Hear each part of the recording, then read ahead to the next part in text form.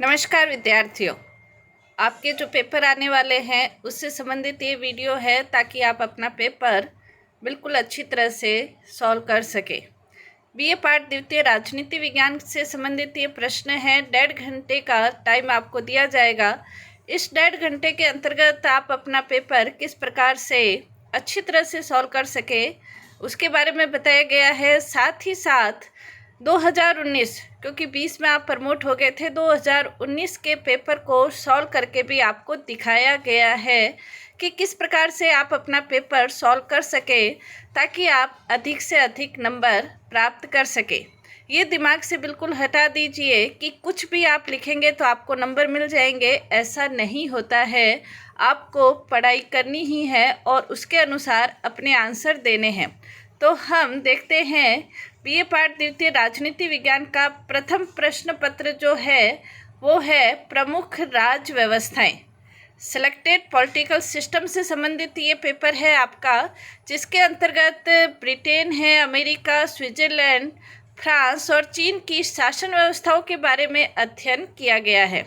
तो इससे संबंधित ये वीडियो है और उससे जो पेपर है 2019 का वो भी हल करके बताया गया है ताकि आप अपना टाइम यूज कर सके, अच्छे से आप अपना पेपर हल कर सके।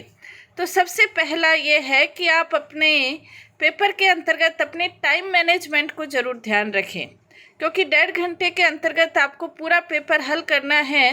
तो टाइम मैनेजमेंट कैसे आप करेंगे तो उसका छोटा सा उदाहरण मैं देती हूँ। जैसे फर्स्ट 5 मिनट है वो आप अपना पेपर रीडिंग के लिए रखिए। पूरा पेपर अच्छी तरह से पढ़िए।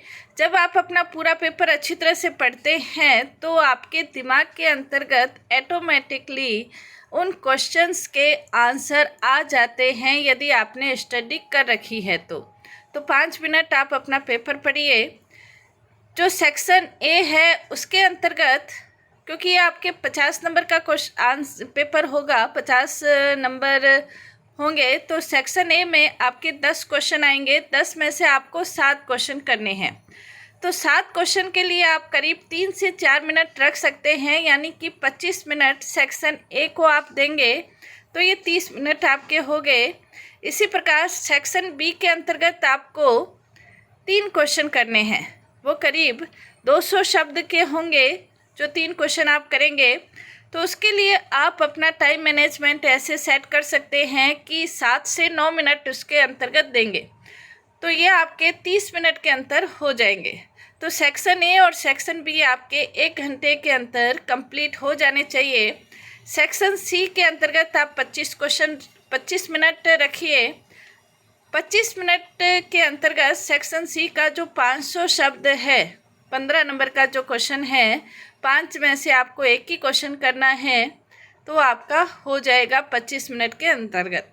लास्ट 5 मिनट पेपर देखने के लिए कोई गलती रही है तो वो ज़रूर आप रखिए। तो इस हिसाब से यदि आप अपना टाइम मैनेजमेंट करते हैं तो आपका पेपर ज़रूर कंप्लीट होता है। पेपर हम हल करते हैं। जैसे 2019 का ये पेपर है, इसमें सेक्शन ए के अंतर्गत 50 शब्दों के क्वेश्चन करने हैं और इसके अंतर्गत जैसे 2019 का यदि हम हल करते हैं तो पहला क्वेश्चन है, ब्रिटेन में मैग्ना कार्टा कब स्वीकार किया गया था।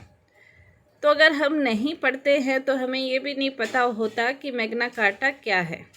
तो ब्रिटेन के अंतर्गत राजतंत्रात्मक शासन था। तो एक राजा था जॉन किंग, वो खूब अत्याचार करता था। उसके अत्याचार के विरोध में सामंतों ने उसके विरुद्ध विद्रोह किया और जॉन किंग राजा को पहली बार 15 जून 1215 को उन्होंने रनीमेड स्थान पर मैग्ना कार्टा पर हस्ताक्षर करने के लिए विवश किया। तो अधिकारों का ये पत्र माना जाता है प्रथम। तो इसके अंतर्गत जो क्वेश्चन है उसके अनुसार ही अपने को लिखना है कि ब्रिटेन में मैग्ना कार्टा कब स्वीकार किया गया। 15 जून 1215 को स्वीकार किया गया था और अपने को कुछ नहीं लिखना। और ये इतना अगर आप लिखते हैं तो आपको 2 नंबर मिल जाते हैं। दूसरा क्वेश्चन जैसे ये है कि राजा कोई गलती नहीं कर सकता। तो ब्रिटेन के अंतर्गत आज भी ये व्यवस्था है, राजतंत्रात्मक शासन व्यवस्था है। सैद्धांतिक रूप से तो इसके अंतर्गत जो सम्राट या सम्राज्ञी है वो कानून के ऊपर है, उनके ऊपर किसी भी प्रकार का यानी कि दीवानी फौजदारी किसी भी प्रकार का कोई मुकदमा नहीं चलाया जाता, इसलिए उनको कानून के ऊपर माना गया है। इसका दूसरा अर्थ ये निकलता है कि राजा जब परामर्श से कार्य करता है, यानी कि राजा सम्राट जो है वो प्रधानमंत्री और मंत्रिमंडल के परामर्श से कार्य करता है, तो वो स्वयं कोई गलती नहीं कर सकता। साथ ही इसका ये भी अर्थ निकलता है कि अवैधानिक कार्य कोई भी यदि मंत्री करता है तो सम्राट के नाम से वो उसमें उन्मुक्ति प्राप्त नहीं कर सकता, क्योंकि जब राजा स्वयं कोई गलती नहीं कर सकता तो दूसरों को भी गलती नहीं करवा सकता। तो ये इसका अर्थ अपने को लिखना है। कानून के शासन से क्या तात्पर्य है? ब्रिटेन के अंतर्गत कानून का शासन है, ये उसकी एक महत्वपूर्ण विशेषता है। इसके अलावा भी कानून का शासन जहाँ पे भी है उसके क्या अर्थ है? तो पहला अर्थ कानून सर्वोपरि है, सभी नागरिकों पर समान रूप से लागू है, कानून के ऊपर कोई नहीं हो सकता है, और कानून का उल्लंघन करते हैं कोई भी व्यक्ति तो उसकी एक निश्चित सज़ा होती है। साथ ही साथ कानून अधिकारों का रक्षक है। ये कानून के शासन का अर्थ है, रूल ऑफ लॉ का अर्थ है। नेक्स्ट इसका क्वेश्चन है कि अमेरिका में लूट प्रणाली का क्या अर्थ है? लूट प्रणाली, इसके अंतर्गत अमेरिका में चुनाव जीतने के बाद एक राजनीतिक दल के द्वारा अपने समर्थकों, दोस्तों, रिश्तेदारों को जीत में काम करने के लिए, कोई एक दल है वो जीत के लिए कार्य करता है तो उसमें अनेक प्रकार के लोग उसकी सहायता करते हैं, तो उसके पुरस्कार के रूप में सरकारी सिविल सेवा नौकरियां उस दल के द्वारा प्रदान कर दी जाती थी। तो ये लूट प्रणाली के रूप में माना जाता था। पहले ये बहुत चलन में था, आजकल कम है। नेक्स्ट जैसे क्वेश्चन है कि ब्रिटेन में दलीय व्यवस्था की दो विशेषताएं लिखिए। स्विट्जरलैंड के अंतर्गत दलीय व्यवस्था की दो विशेषताएं लिखिए। तो स्विट्जरलैंड के अंतर्गत दलीय व्यवस्था की विशेषता, एक तो वहाँ बहुदलीय व्यवस्था है, बहुत प्रकार के दल है। दूसरा संविधानोत्तर व्यवस्था है, संविधान में उल्लेख नहीं है। तो ये दलीय व्यवस्था की विशेषता है, सीधा सीधा ही लिखना है, 2 नंबर आपको मिल जाएंगे। स्विस संविधान में तिहरी नागरिकता का क्या तात्पर्य है? भारत में जैसे एकहरी नागरिकता है, अमेरिका में दोहरी नागरिकता है, लेकिन स्विट्जरलैंड में तिहरी नागरिकता है। तो इसके अंतर्गत जैसे एक कम्यून की नागरिकता हो गई, एक कैंटन की नागरिकता और केंद्र की नागरिकता, ये तिहरी नागरिकता से इसका तात्पर्य है। इसको हम ऐसे भी समझ सकते हैं जैसे एक बीकानेर की, एक राजस्थान की और एक भारत की। तो इस प्रकार से वहाँ पर कम्यून, कैंटन और केंद्र की नागरिकता है। चीन में कितने प्रकार के न्यायालय हैं? तो चीन में प्रमुख रूप से 3 प्रकार के न्यायालय हैं। सर्वोच्च स्तर पर सर्वोच्च न्यायालय हैं, सर्वोच्च न्यायालय के नीचे के स्तर पर स्थानीय जन न्यायालय हैं, वो 3 प्रकार के हैं। प्रारंभिक या मूल, माध्यमिक और उच्चतर जन न्यायालय, ये स्थानीय जन न्यायालयों के 3 प्रकार हैं। और इसके अलावा विशेष जन न्यायालयों की भी व्यवस्था की जाती है, जैसे सैनिक, रेल, जल इत्यादि के संबंध में। इसके अलावा जन प्रोक्यूरेटर की व्यवस्था है, जो कि कानून के विरुद्ध आचरण होने पर चालान इत्यादि काटते हैं। तो ये प्रमुख रूप से 3 प्रकार के न्यायालय हैं। सेना पर नियंत्रण रखने के लिए चीन में केंद्रीय सैनिक आयोग की व्यवस्था की गई है, लेकिन चीन के अंतर्गत ये सारी जो व्यवस्थाएं हैं, ये सारी व्यवस्थाएं कम्युनिस्ट पार्टी के अंतर्गत होती है। केंद्रीय सैनिक ब्यूरो के जो रक्षा परिषद है, सेना परिषद है, उसके ऊपर भी चीन के कम्युनिस्ट पार्टी का अधिकार रहता है। फ्रांस के संविधान की 2 विशेषताएं। फ्रांस का संविधान लिखित संविधान है, पहली विशेषता। दूसरी विशेषता संसदात्मक और अध्यक्षात्मक शासन प्रणालियों का अद्भुत समन्वय है। ये दोनों विशेषताएं हो गई। इसके अलावा चीन जो फ्रांस के संविधान की विशेषता थी, ये फ्रांसीसी नागरिकों के 4 मौलिक अधिकार। फ्रांस का वर्तमान जो संविधान है वो 5वां गणतंत्र का संविधान है। इसके अंतर्गत प्रस्तावना में अधिकारों का उल्लेख किया गया है, संविधान के अंतर्गत नहीं है। प्रस्तावना में जो अधिकारों का उल्लेख है, जैसे स्वतंत्रता का अधिकार है, संघ बनाने का अधिकार है, शिक्षा संस्कृति को सुरक्षित रखने का अधिकार है, काम पाने का अधिकार है, रोजगार का अधिकार, ये 4 प्रकार के अधिकार हो गए। तो ये सारे जो क्वेश्चन है, 10 क्वेश्चन है, उसमें से आपको 7 क्वेश्चन करने हैं। तो पॉइंट टू पॉइंट आपको लिखना है, 3-4 लाइन में उत्तर देने हैं, ज़्यादा आपको डिटेल में वर्णन नहीं करना है और टाइम का बिल्कुल ध्यान रखना है। और यदि हम खंड ब देखें तो खंड ब के अंतर्गत जैसे ब्रिटेन के पहला क्वेश्चन है, इस खंड ब के अंतर्गत आपको 5 जैसे क्वेश्चन हैं, 5 क्वेश्चन में से 3 ही क्वेश्चन करने हैं और 3 क्वेश्चन में से भी प्रत्येक क्वेश्चन की आपको चॉइस है, यानी कि जहाँ पर भी और या अथवा आता है तो उसमें से आपको 2 प्रश्न में से एक ही हल करना है। जैसे अभी हम देख रहे हैं स्क्रीन के ऊपर, ये 2 क्वेश्चन है, ब्रिटेन के संविधान की विशेषताएं और दूसरा क्वेश्चन ब्रिटेन की संसद संप्रभु है क्या। तो इन दोनों में से आपको एक ही क्वेश्चन करना है। तो इसमें भी टाइम का आपको ध्यान रखना है। 200 शब्द का करना है, तो 200 शब्द का मतलब आपको 1.5-2 पेज के अंतर्गत ये आंसर आपका कंप्लीट हो जाना चाहिए।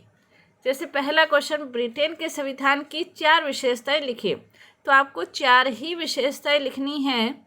जैसे पहली विशेषता है विकसित संविधान है, तो इसका विकसित संविधान कैसे है आपको वर्णन करना है। दूसरा, जैसे ब्रिटेन के संविधान की विशेषता है सिद्धांत और व्यवहार में अंतर है, तो सिद्धांत और व्यवहार में कैसे अंतर है ये आपके 2 नंबर के क्वेश्चन में भी आ सकता है। जैसे सैद्धांतिक रूप से ब्रिटेन में राजतंत्र है, लेकिन व्यावहारिक रूप से वहाँ पर लोकतंत्र है। सैद्धांतिक रूप से जैसे वहाँ पर शक्ति पृथक्करण है, लेकिन व्यवहारिक रूप से शक्तियों का एकीकरण है। सैद्धांतिक रूप से वहाँ पर कैबिनेट लोकसभा के द्वारा नियंत्रित होती है, लेकिन व्यवहारिक रूप से कैबिनेट के द्वारा संसद नियंत्रित होती है। तो ये सिद्धांत और व्यवहार का अंतर, ये भी उसके संविधान की विशेषता है। संसदात्मक प्रजातंत्र, उसके क्या लक्षण है वो आप लिख सकते हो। चौथी विशेषता विधि का शासन, क्या है विधि का शासन, ये अपन ने 2 नंबर के क्वेश्चन में पढ़ चुके हैं। तो इस प्रकार से आप विशेषताओं का वर्णन कर सकते हैं। सेकंड जो क्वेश्चन है कि ब्रिटेन की संसद संप्रभु संसद है। संप्रभु का मतलब ये है ब्रिटिश जो पार्लियामेंट है वो संप्रभु है। इसका तात्पर्य ये है कि संसद सर्वे सर्वा है, उसके ऊपर किसी भी प्रकार की कोई सीमा नहीं है। क्यों नहीं है? पहला कारण तो ये कि वहाँ पर संसद ही एकमात्र कानून निर्माण वाली संस्था है, क्योंकि वहाँ पर एकात्मक शासन है, इसलिए राज्यों के अंतर्गत किसी भी प्रकार की विधानसभा नहीं है। दूसरा, वहाँ पर न्यायिक पुनरावलोकन की व्यवस्था नहीं है, इस कारण से संसद के बनाए गए कानूनों को कोई भी अवैध घोषित नहीं कर सकता है। तीसरा ये है कि संसद किसी भी विषय पर कानून बना सकती है, क्योंकि संविधान के अंतर्गत उनको ये लिखा हुआ नहीं है कि इन विषयों पर संसद कानून बनाएगी। तो उसकी शक्ति के ऊपर कोई सीमा नहीं है और संसद किसी भी कानून में परिवर्तन कर सकती है, इनका आपको वर्णन करना है। और यदि इस तरह पॉइंट्स बनाकर आप वर्णन करते हैं तो आपको जो 7 नंबर का क्वेश्चन है आपको 6 नंबर 7 नंबर भी मिल सकते हैं। तो इस प्रकार से आपको वर्णन करना है। सेकंड जो जैसे अपन क्वेश्चन देखते हैं कि अमेरिका के अंतर्गत जो व्यवस्था है वो शक्ति पृथक्करण और नियंत्रण संतुलन से संबंधित है। तो शक्ति पृथक्करण क्या है ये भी 2 नंबर के क्वेश्चन में भी पूछा जा सकता है। तो शक्ति पृथक्करण का तात्पर्य अमेरिका के अंतर्गत यदि हम देखें तो शक्तियों का पृथक्करण, किसमें पृथक्करण? कार्यपालिका, व्यवस्थापिका और न्यायपालिका पृथक पृथक रहते हुए कार्य करे। तो ये अमेरिका के संविधान के अंतर्गत स्पष्ट रूप से, जैसे अनुच्छेद 1 के अंतर्गत स्पष्ट रूप से कहा गया है कि व्यवस्थापिका संबंधी शक्तियां कांग्रेस, वहां पर संसद को कांग्रेस कहा गया है, संसद में निहित होगी। इसी प्रकार अनुच्छेद 2 में कहा गया है कार्यपालिका संबंधी सारी शक्तियां राष्ट्रपति में निहित होगी। अनुच्छेद 3 के अंतर्गत स्पष्ट रूप से कहा गया है कि न्याय संबंधी शक्तियां सर्वोच्च न्यायालय और उसके अधीन न्यायालयों में निहित होगी। तो इस प्रकार से शक्तियों का पृथक्करण किया गया है। साथ ही साथ इनके चयन के जो तरीके हैं वो भी अलग अलग हैं। सदस्यता एक ही, यानी कि कोई भी व्यक्ति या तो कार्यपालिका, व्यवस्थापिका, न्यायपालिका में से एक का ही सदस्य हो सकता है, दूसरे का नहीं। इनका जो कार्यकाल है वो भी सबका अलग अलग है।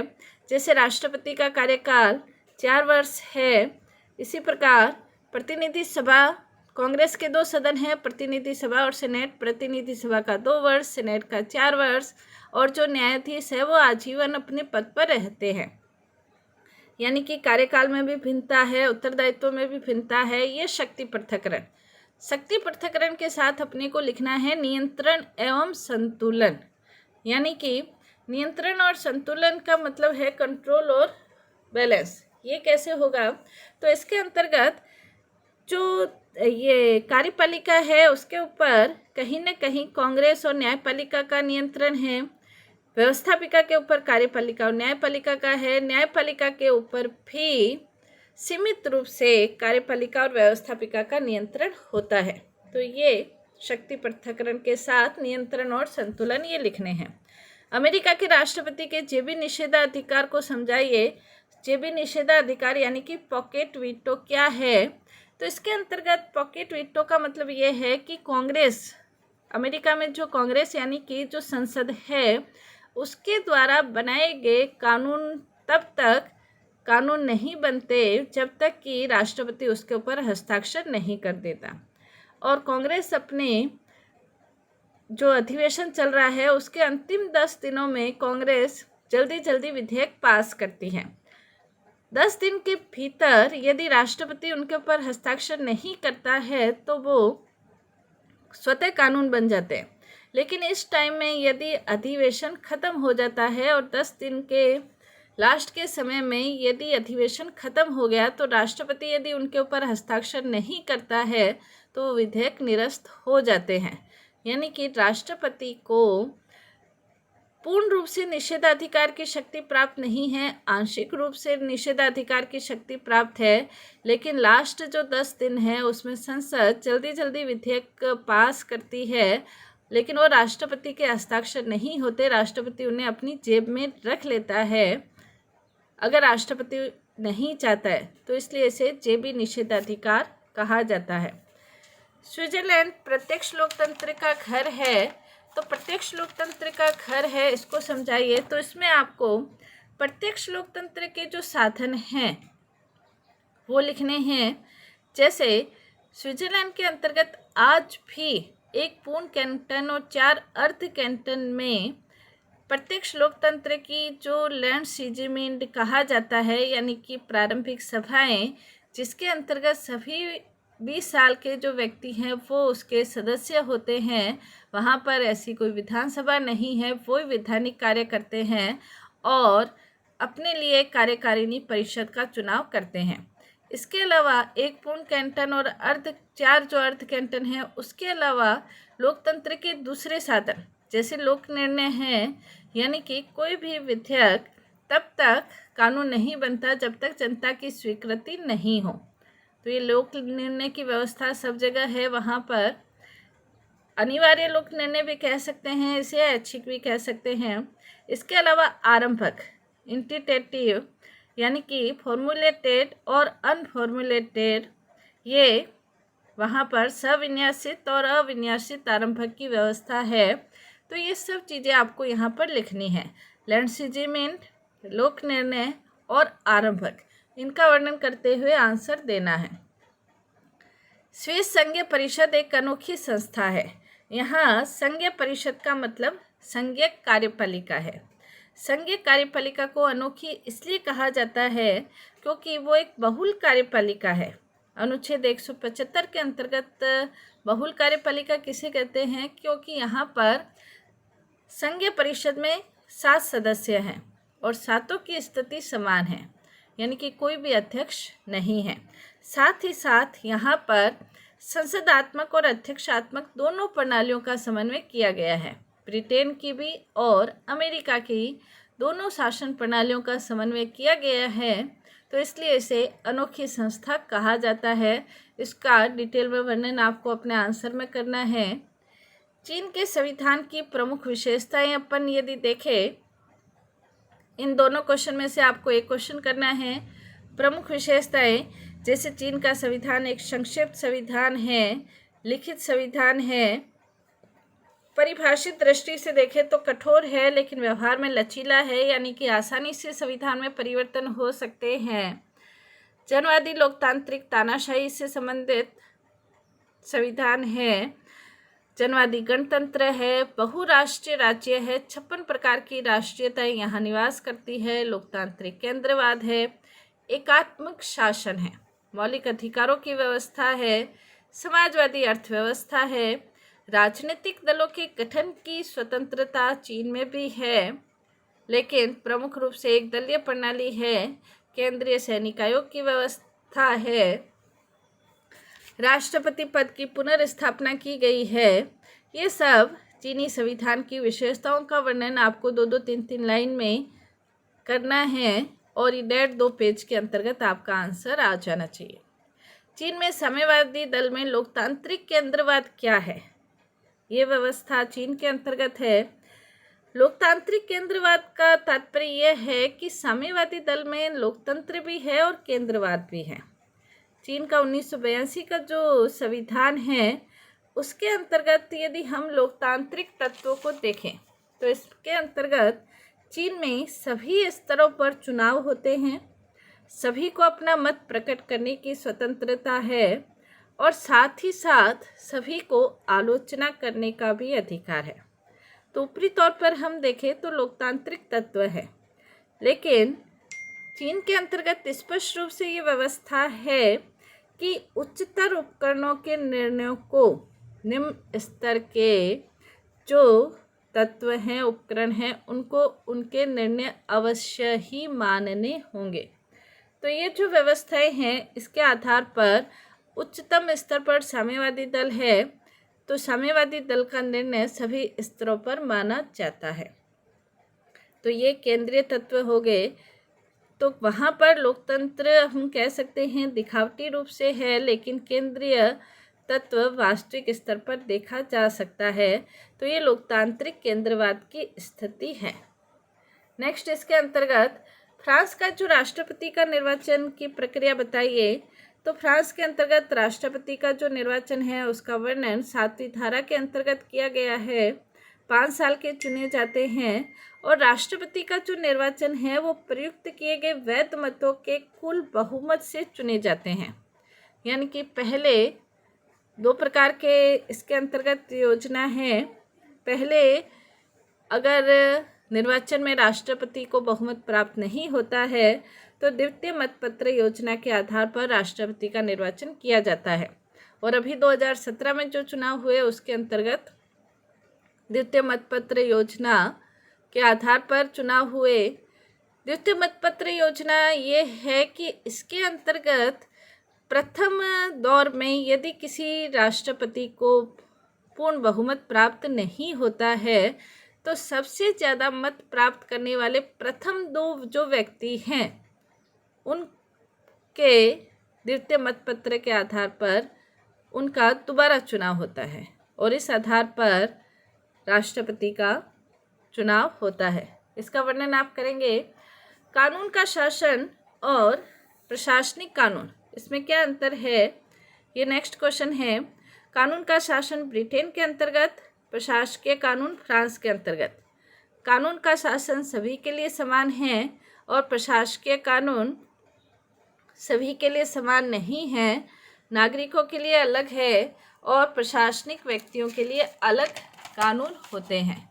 तो इस प्रकार से ये व्यवस्थाएं होती है। कानून का शासन के जो जैसे ब्रिटेन है तो वो अपने शासन के ऊपर गर्व करते हैं। फ्रांस के अंतर्गत प्रशासकीय कानून है तो वो अपने प्रशासकीय कानूनों के ऊपर गर्व करते हैं। यदि नागरिकों में और प्रशासनिक अधिकारियों में किसी भी प्रकार का विवाद उत्पन्न होता है तो प्रशासकीय न्यायालय प्रशासकीय कानूनों के अंतर्गत उसका हल करते हैं।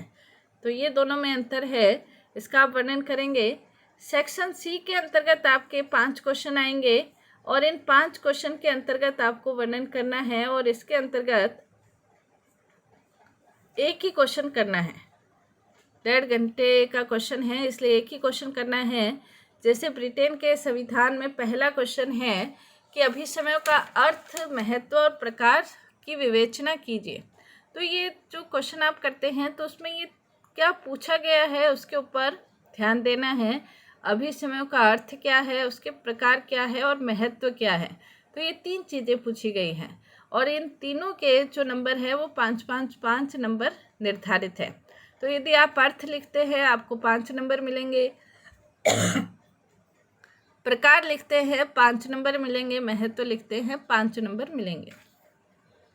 तो ये 5-5-5 आपके निर्धारित किए गए हैं। जैसे अभिसमयों का अर्थ क्या है, तो जैसे मिल ने ये कहा है कि ये संविधान के अलिखित नियम हैं। इसी प्रकार और ये कहते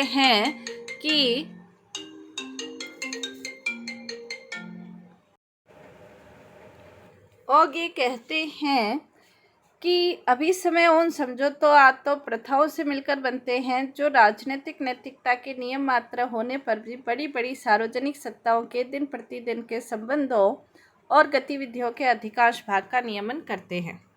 तो ये इनके अर्थ से संबंधित हो गए। विभिन्न प्रकार है अभिसमयों के। अभिसमय यानी कि जो परंपराएं रीति रिवाज काफ़ी लंबे समय से चल रहे हैं और उनके वो एक हैबिचुअल रूप में आ गए हैं और उनके अनुसार कार्य होता है, तो वो अभिसमय कहा जा सकता है। यानी कि जैसे मिल ने ये कहा है संविधान के अलिखित नियम यानी कि परंपराएं और प्रथाएं इत्यादि। वर्गीकरण देखें तो विभिन्न प्रकार के वर्गीकरण हैं। राजपद से संबंधित यानी कि सम्राट से संबंधित अभिसमय है, मंत्रिमंडल से संबंधित अभिसमय है, संसद के दोनों सदनों से संबंधित अभिसमय है। ये इनके प्रकार हो गए। महत्व यानी कि संविधान के विकास में सहायक है, कार्य रूप प्रदान करता है, श्रेष्ठतम रूप प्रदान करता है। इस तरह के महत्व आपको लिखने हैं यानी कि पूरे क्वेश्चन करना है।